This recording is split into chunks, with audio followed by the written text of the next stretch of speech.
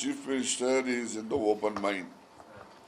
High command Rahul Gandhi ಅವರು ಏನು ಸೂಚನೆ ಕೊಡ್ತಾರೆ, ಸೂಚನೆಯಂತೆ ನಾನು ನಡೀತೀನಿ, ಆ ಸೂಚನೆ ಪಾಲನೆ ಮಾಡ್ತೀನಿ. ಆ ಪಾಲನೆ ಮಾಡ್ತಕ್ಕಂಥ ಸಂದರ್ಭದಲ್ಲಿ ನಿಮ್ಮೆಲ್ಲರೂ ಸಹಕಾರ ಇರಬೇಕು ಅಂತಕ್ಕಂಥದ್ದು ಅವರ ಒಂದು ಅಭಿಮತ ಇದೆ.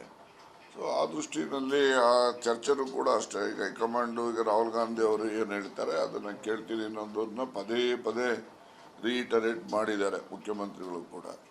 ಅವರು ಎಲ್ರಿಗೂ ಹೇಳಿದ್ದು ಏನು ತೀರ್ಮಾನ ಕೊಡ್ತಾರೆ ತೀರ್ಮಾನದಂತೆ ನಾವೆಲ್ಲ ನಡ್ಕೊಂಡು ಹೋಗೋಣಪ್ಪ ಅಂತಕ್ಕಂಥ ಸಲಹೆ ಅವರು ಕೂಡ ಮಾಡಿದ್ದಾರೆ. ಅದಕ್ಕೆ ಎಲ್ಲ ಸಚಿವರು ಕೂಡ ಒಪ್ಪಿದ್ದಾರೆ. ಯಾವುದಕ್ಕೆ ಅದೆಲ್ಲ ನೋಡಿ, ಆಲ್ ಪಾಲಿಟಿಷಿಯನ್ಸ್ ಯಾರಿಗೇನು ಅಧಿಕಾರ ಅಂತಕ್ಕಂಥದ್ದು ಅದು ಶಾಶ್ವತವಾದಂಥದ್ದಲ್ಲ. ಅಧಿಕಾರ ಕಳ್ಕೊಂಡವರು ಗಳಿಸ್ತಾರೆ, ಗಳಿಸಿರ್ತಕ್ಕಂಥವ್ರು ಉಳಿಸ್ಕೊಂಡು ಹೋಗೋದಕ್ಕೆ ಪ್ರಯತ್ನ ಮಾಡ್ತಾರೆ. ಇದೆಲ್ಲ ಪ್ರಕ್ರಿಯೆ ನಿರಂತರವಾಗಿ ನಡೆಯುವಂಥದ್ದು. ಅವರು ಚೀಫ್ ಮಿನಿಸ್ಟ್ರು ಮನಸ್ಥಿತಿ, ಹೈಕಮಾಂಡ್ಸ್ ಏನು ರಾಹುಲ್ ಗಾಂಧಿ ಅವರು ಏನು ನಿರ್ದೇಶನ ಕೊಡ್ತಾರೆ ನಿರ್ದೇಶನದಂತೆ ಅಧಿಕಾರ ತ್ಯಾಗ ಮಾಡೋಕ್ಕೂ ಸಿದ್ಧ ಇದ್ದಾರೆ, ಮತ್ತು ಅಧಿಕಾರದಲ್ಲಿ ಮುಂದುವರಿಯೋಕ್ಕೂ ಸಿದ್ಧ ಇದ್ದಾರೆ. ಅವ್ರ ತೀರ್ಮಾನದಂತೆ ಹೋಗ್ತಾರೆ.